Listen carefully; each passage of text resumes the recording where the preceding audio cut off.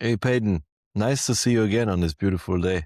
And this time with a quote by Randy Pausch, who gave his last lectures. And there's also a book about his last lectures. Another way to be prepared is to think negatively. Yes, I'm a great optimist, but when trying to make a decision, I often think of the worst case scenario. I call it the eaten by wolves factor. If I do something, what's the most terrible thing that could happen? Would I be eaten by wolves? One thing that makes it possible to be an optimist is if you have a contingency plan for when all hell breaks loose. There are a lot of things I don't worry about because I have a plan in place if they do. Peyton, how to put plans in place for the scenarios where all hell breaks loose. Good to be back. This is counterintuitive in a sense. Like there's a way that we can hold the potential negative scenarios in a way that's disempowering, and there's a way that we can hold the potential negative scenarios in a way that's empowering. I read this quote through the lens of an exercise that I find really useful called fear setting that Tim Ferriss talks a little bit about. And it has to do with actually envisioning what we fear rather than our typical temptation or the typical instinct that we have to cover our eyes, to look away, to cover it up with aphorisms about how this will be fine or this will be fine, but actually to just open ourselves to the possibility of that which we want the least to happen or to be real. And counterintuitively, this is helpful, actually, if we do it the right way. If we actually clarify the things that we fear, it enables us to turn something that is this vague, looming monster, this infinite cloud of dread that can be our starting point when we're trying not to look clearly at the things that we fear, and turn it into something that we actually can get our arms around and work with and look at and accept. And so the fact that the universe is actually outside of our ultimate control, we have some agency, but we do not have the ultimate control over what goes on. We can find much more peace in this clarity, much more peace in the clarity of actually inspecting and taking a look at and clarifying what would the worst case scenario be? And what would I do if it happened? How would it go? How long would the bad period last? And then what would happen next? How could I respond if this worst thing came to pass? This can be surprisingly empowering. This can make us much less fragile because we can let go of our need to cling to certainty. And clinging to certainty inevitably causes cognitive dissonance. And ironically, the fear that we have grows rather than shrinks when we try to always run away from the paper tiger. How do you think about fear setting? How is it that we can orient ourselves wisely toward clarifying the getting eaten by wolves scenario versus how would we do this, or what should we watch out for in a way that if we overly dwell on it or if we have this imbalance with it, that it could be counterproductive or cost us more energy than it's worth? How do we find that right balance? Yeah, we should definitely watch out for not setting our own prison and be Yeah. our own prison guard, to set ourselves like narrow intentions of avoiding everything bad what could happen ever. That's not the goal.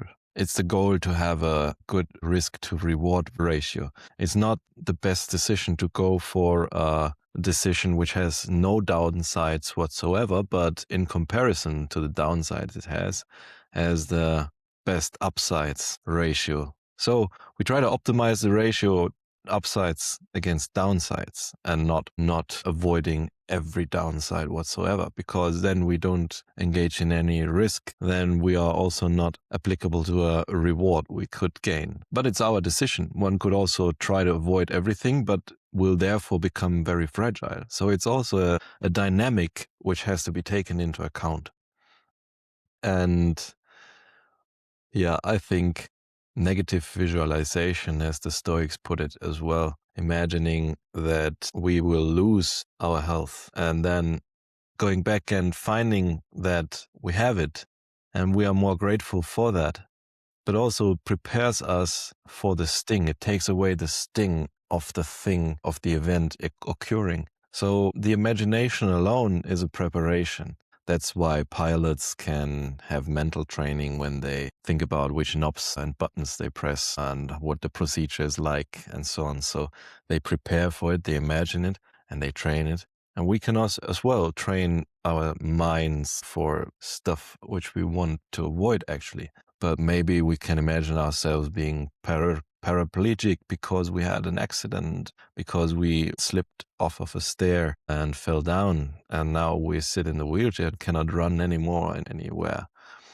And then we can imagine how we deal with this situation. And then we can take a look at people who already dealt with it. And they had constraints, but they could decide still to be happy. They could decide still to make the best out of any given situation. And in some cases, people turned out even happier because it seems that narrow possibilities make people more creative. And you need to be even more creative to find the possibilities for happiness in dire situations that you find yourself in from time to time. So the sting will not be there anymore if you engage in fear setting exercise, because you will already have been through it once in your imagination, and you already have set a plan of how you would want to react in place. And then you say, okay, if I will be homeless, I I will go to a friend and ask him if I can crush on his couch. If I will lose everything because I bet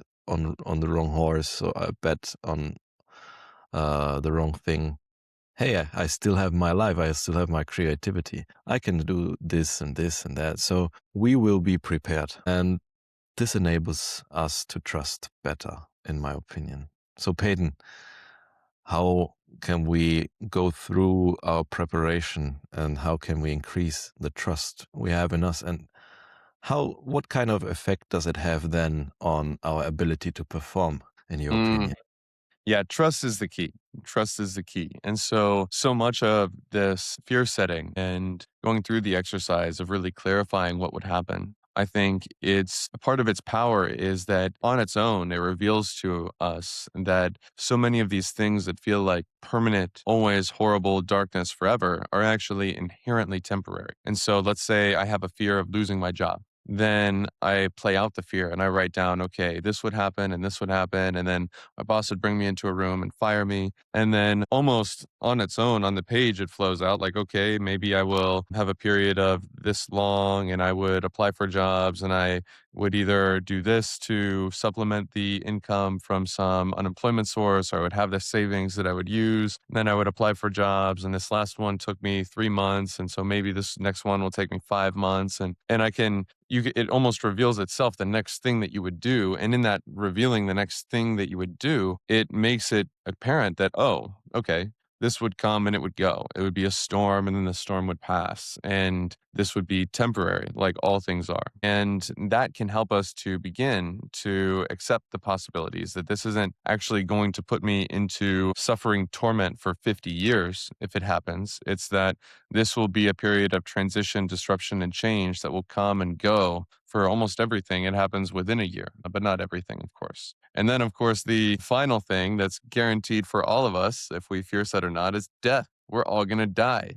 And this condition of life is terminal. The cause of death is birth. And so, in the end, there is nothing that we can hold on to. And even recognizing this, coming to peace with that inevitable end and the futility of trying to cover our eyes from it in the long run. This too is a great source of freedom and a counterintuitive source of freedom. And so much of this fear setting, much of this clarifying the wrong that could happen, I believe the great end of this, point of this, is to give us this possibility of surrender, to your point, trust, to your point, acceptance or pre acceptance of these possibilities to say that yes, my business may fail, or I may suffer some consequence, or my reputation may be damaged, or my ego may be bruised, and my identity may be shattered by whatever happens, or I may die from whatever happens in the end, or with the most extreme cases. No. Yes.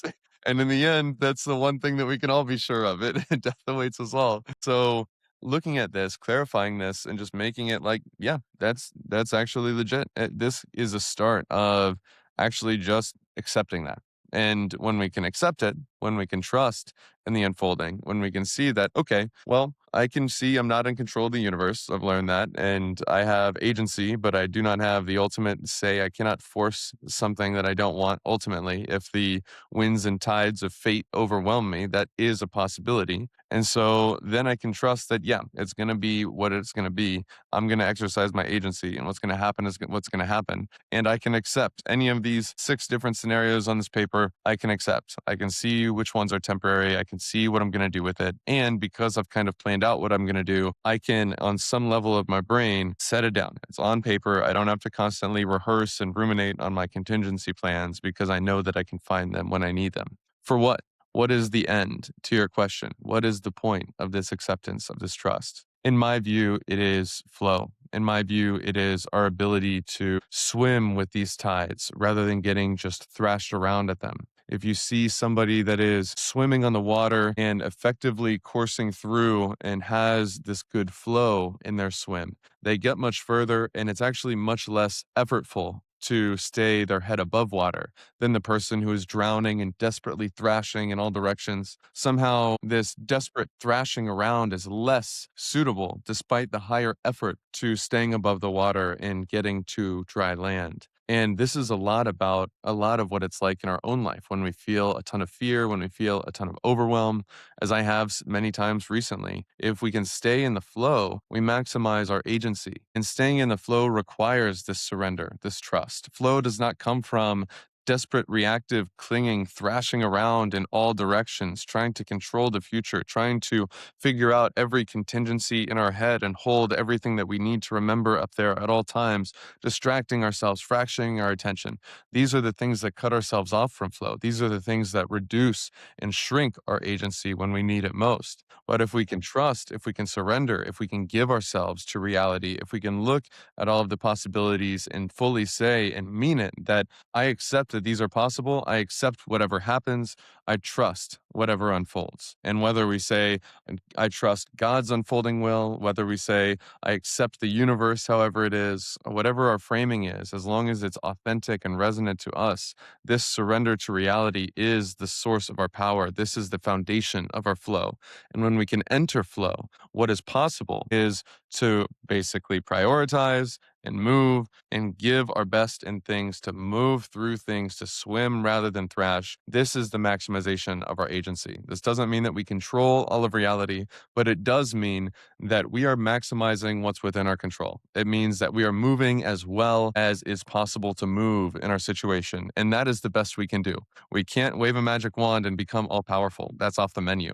But what is on the menu is to be the best version of ourselves, to move efficiently, to move and flow, to prioritize well, and to allow the spontaneous creative force of our own light to flow through us unobstructed by our own defensiveness, by our own clinging, by our own fractured reactivity, and become a more transparent channel for that to manifest itself through our hands, through our mind, through our mouths into the world. And this is the best that we can do when we feel fear, when we feel overwhelmed. This is how we can maximize our circle of influence, our circle of ability. And so this is the best strategy when it is the hardest to trust and access it. This is what we need the most. And this is how to aim ourselves to do the best that we can. How do you think about this flow? How do you think about the relation of surrender to these things, finding surrender and the power of this strategy in the end?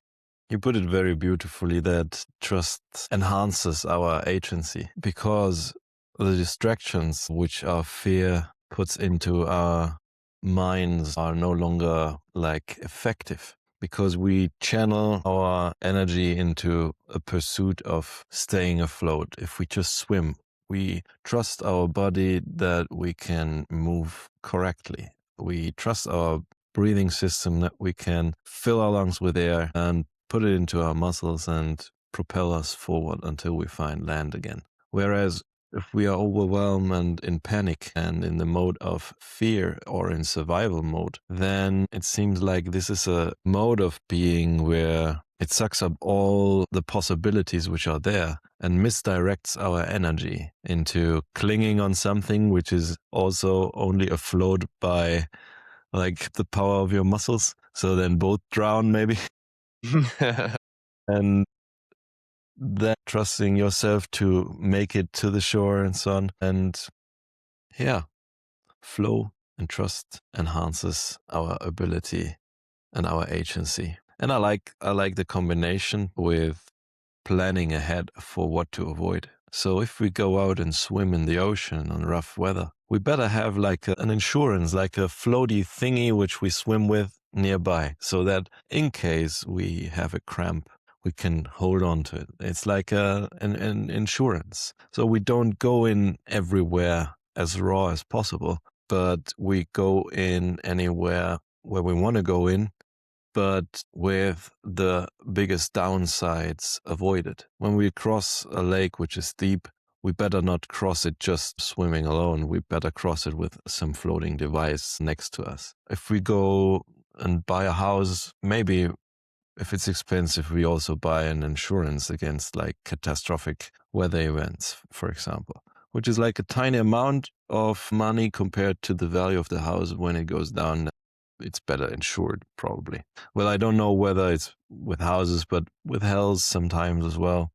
So insurance, if it makes sense, if it's very feasible, is a good way to mitigate the downsides, which can occur if we go out and live. For example, if we ride a bicycle, which is more common in Europe than in America, probably, we put on a helmet in case, and it's almost never the case that an accident happens, but in case an accident happens, we would have wanted to wear a helmet so that our control center is protected. So again, it's not about avoiding all downsides, it's avoiding the biggest downsides and having a plan for when all hell breaks loose, to be in a mode where you can increase your agency and not be dependent on your reactivity, which probably more likely will dissipate all your energy and will be a compliant in getting you drowned instead of you staying afloat. So trust is a very helpful tool. How do we gain it? How do we increase our capability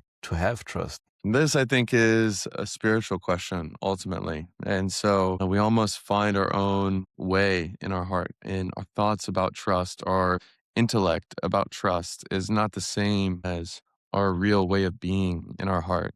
And so I'll speak just of my own personal journey with it, and different people will find their different resonances and their own journey with it. And for me, it has so much to do with just my view of reality as what I call the unfolding will of God, in this view that I am ultimately a part of a whole, and the whole is unfolding with a power and a force and a will that is much greater and unstoppable of my own. And that the highest good that I can do in a situation is to give myself and unify myself with it, and to fully accept that this will is wiser and greater and more creative and more ultimate than my own, and that my own ends are secondary to the desires of this ultimate power. This Christian framing for me, I find so helpful, of Ehie as the I am, the all unfolding now, and this sacred unity moving, as well as, on the other hand, the Father and Abba, and this intimate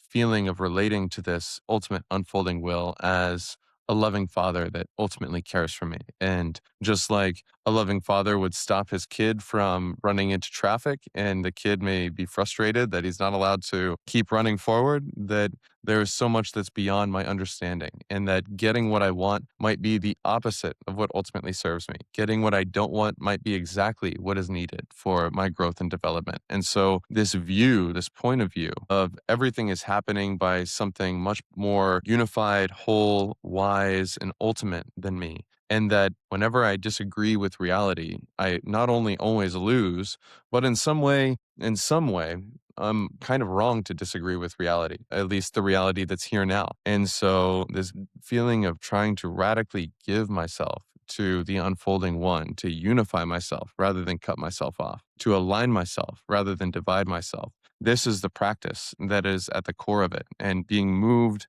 in my chest, in my intuition, by the light of right direction. This is the flow. This is the practice. This is the movement.